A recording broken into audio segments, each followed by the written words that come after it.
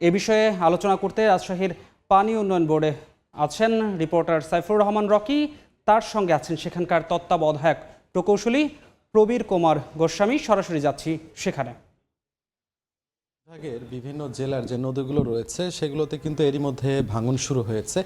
আমরা এ বিষয়ে কথা বলার জন্য রাজশাহী পানি উন্নয়ন বোর্ডের তত্ত্বাবধায়ক প্রকৌশলী প্রবীর কুমার গোস্বামীর সঙ্গে যুক্ত হচ্ছি। আমাদেরকে একটু বলবেন যে আসলে আমরা যে জায়গাগুলোতে এখন ভাঙন দেখছি সেই জায়গাগুলোতে আসলে তেমন কোনো কাজ আমরা দেখছি না, তো এখানে আসলে কবে নাগাদ কাজ শুরু হবে?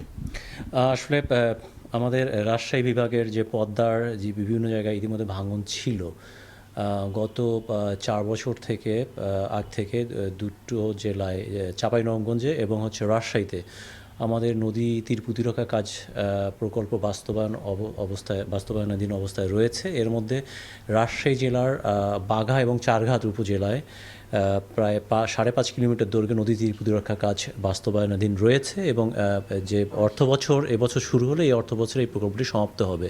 এবং এর পাশাপাশি চাঁপাইনবাবগঞ্জ জেলায় আমাদের চরবাগডাঙ্গা এবং শাহজাহানপুরে ওখানে নদী ভাঙ্গন ছিল, তো সেই প্রকল্পটিও যে অর্থবছর শেষ হলো সেই অর্থবছরে শেষ হয়ে গিয়েছে। কিন্তু এর বাহিরেও পদ্মা নদীর বিভিন্ন জায়গায় চাঁপাইনবাবগঞ্জ, রাজশাহী এবং নাটোর জেলায় ভাঙন রয়েছে। এবং ইতিমধ্যে আমাদের গত বছর চাঁপাইনবাবগঞ্জ জেলা, রাজশাহী এবং নাটোর জেলায় একটি বিস্তারিত সম্ভাব্যতা সমীক্ষা সমাপ্ত হয়েছে এবং সেই সমীক্ষায় সুপারিশ আকারে যে বিষয়গুলো আসছে যে আমাদের বিভিন্ন জায়গায় মারাত্মকভাবে নদী তীর ভাঙন বিদ্যমান রয়েছে এই চলমান প্রকল্পের বাহিরেও, এবং সেই জায়গাগুলোয় ভাঙন ঠেকাতে আসলে আপনারা এখন কি করছেন? জনদুর্ভোগ লাঘবের জন্য তীর প্রতিরক্ষা কাজ বাস্তবায়ন করা দরকার। এবং এটার প্রেক্ষিতে কিন্তু আমরা চাঁপাইনবাবগঞ্জ জেলায় একটা আলাদা ডিপিপি দিয়েছি এবং সেটা আবার সম্ভবত সমীক্ষা যে সুপারিশের অগ্রাধিকার বেসিসে যেগুলো ছিল সেগুলোকে অন্তর্ভুক্ত করে একটি ডিপিপি দেওয়া হয়েছে। এবং একইভাবে রাজশাহী জেলায় যে বিদ্যমান ভাঙন রয়েছে এবং সেই ভাঙনগুলোর মধ্যে যেগুলো একেবারে অগ্রাধিকার কিংবা বেশি বিপজ্জনক অবস্থায় রয়েছে এবং দুর্ভোগ যেখানে বেশি হচ্ছে সেগুলোকে অন্তর্ভুক্ত করে রাজশাহী জেলাতেও আমরা থেকেও একটা ডিপিপি ইতিমধ্যে আমরা দাখিল করেছি। এই ডিপিপিগুলো পানি সম্পদ মন্ত্রণালয়ের প্রক্রিয়াধীন রয়েছে এবং এই এলাকার পদ্মা নদীর ভাঙন যে বিদ্যমান রয়েছে এখান থেকে জনদুর্ভোগ লাঘবের জন্যে এই প্রকল্পগুলো দ্রুত অনুমোদন হওয়া দরকার। আমরা যেমনটি দেখছিলাম যে আপনারা বলছিলেন যে বেশ কয়েক জায়গায় জিও ব্যাগ দেওয়া হচ্ছে ভাঙন ঠেকাতে, আসলে এগুলো আসলে অনেকটা কাজেই আসছে না এমনটা আসলে এলাকাবাসী বলছেন। তো এখানে আসলে বিকল্প কোনোভাবে ভাঙন ঠেকানোর কোনো উদ্যোগ আছে কিনা আপনাদের? আসলে পানি উন্নয়ন বোর্ড কিংবা পানি সম্পদ মন্ত্রণালয় থেকে আমাদের প্রকল্প পাশ হওয়ার কিংবা বাস্তবায়ন হওয়ার পূর্বে জনদুর্ভোগ লাঘব করার জন্যে পরিচালনা বাজেট থেকে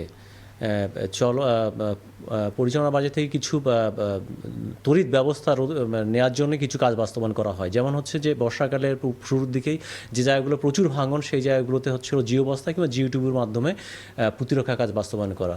যেমন রাজশাহী জেলায় আমরা এবছর আমাদের যে টি বাঁধ রয়েছে এটা খুবই গুরুত্বপূর্ণ একটা স্থাপনা এবং টি বাঁধের উজানে আমাদের পূর্ববর্তী প্রতিরক্ষা কাজ খুবই নাজুক অবস্থায় ছিল, তো সেগুলো আমরা জিও বস্তা এবং সিসি ব্লক দিয়ে প্রতিরক্ষা কাজ বাস্তবায়ন করেছি। কিন্তু কথা যে আমাদের যদি আমরা টেকসই পুনর্বাসন করতে চাই এই কাজগুলোর, কিংবা আমরা যদি এই ভাঙনকে টেকসইভাবে প্রতিরক্ষা দিতে চাই, সেক্ষেত্রে আমাদের কনক্রিটের ব্লকের যে পূর্ণাঙ্গ ডিজাইন আছে যেটা আমরা ডিপিপিতে প্রস্তাব করেছি সেই কাজগুলো বাস্তবায়ন করা দরকার এবং এই লক্ষ্যে কিন্তু ডিপিপিটা অনুমোদন হওয়া দরকার।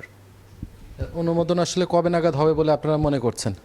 আমরা ইতিমধ্যে আমাদের প্রকল্প দুইটি পানি সম্পদ মন্ত্রণালয়ে দাখিল করেছি এবং খুব সহসায় আমাদের পানি সম্পদ মন্ত্রণালয় থেকে প্রকল্পগুলো অনুমোদনের লক্ষ্যে প্ল্যানিং কমিশনে প্রেরণ করা হবে। এবং এর মধ্যে আমাদের চাঁপাইনবাবগঞ্জের পদ্মার ভাঙনের যে ডিপিপিটি রয়েছে এটি সবুজ পাতাও অন্তর্ভুক্ত রয়েছে এবং আমার আশাবাদী যে স্বাভাবিক প্রক্রিয়ায় এটি পানি সম্পদ মন্ত্রণালয় থেকে প্ল্যানিং কমিশনে যাবে এবং দ্রুত এটি অনুমোদন হবে।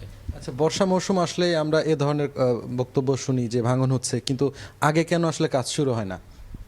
আসলে আমাদের কাজের বাস্তবায়নগুলো ডিপেন্ড করে যে প্রকল্প অনুমোদনের পর বাস্তবায়নের জন্য, যেমন হচ্ছিল যে আমাদের বাগাচারঘাটে যে প্রকল্পগুলো বাস্তবায়ন হচ্ছে সেগুলো কিন্তু আমরা হলো বর্ষাকালের পূর্বেই, আমাদের যখন নভেম্বর মাস চলে আসে, যখন কার্য মৌসুম শুরু হয়, আমরা সমস্ত প্রকল্পের কাজ এবং স্বাভাবিক পরিচালনা বাজেটের কাজগুলো সে সময় কিন্তু শুরু করি এবং জুন মাস আসার আগে আগেই কিন্তু সেই কাজগুলো আমরা সমাপ্ত করি এবং এবছরও কিন্তু তাই আমরা করেছি।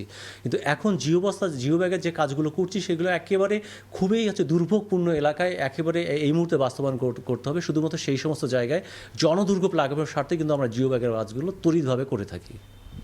ধন্যবাদ প্রবীর কুমার গোস্বামী আমাদের সঙ্গে এতক্ষণ আপনাকে যুক্ত থাকার জন্য। আপনারা শুনছিলেন যে তারা আসলে চেষ্টা করছেন যে এলাকাগুলোতে এখন ভাঙন শুরু হয়েছে সেগুলোতে জিও ব্যাগ ফেলে এবং বেশ কিছু প্রকল্প হাতে নিয়ে আগামীতে সেই কাজগুলো স্থায়ীভাবে যেন বাদ দেওয়া যায় সেই বিষয়টা নিয়ে তারা কাজ করছেন। তো এই ছিল আমার কাছে রাজশাহী থেকে সর্বশেষ। নদী ভাঙন নিয়ে বিস্তারিত জানতে আমরা এতক্ষণ সরাসরি যুক্ত ছিলাম রাজশাহী থেকে।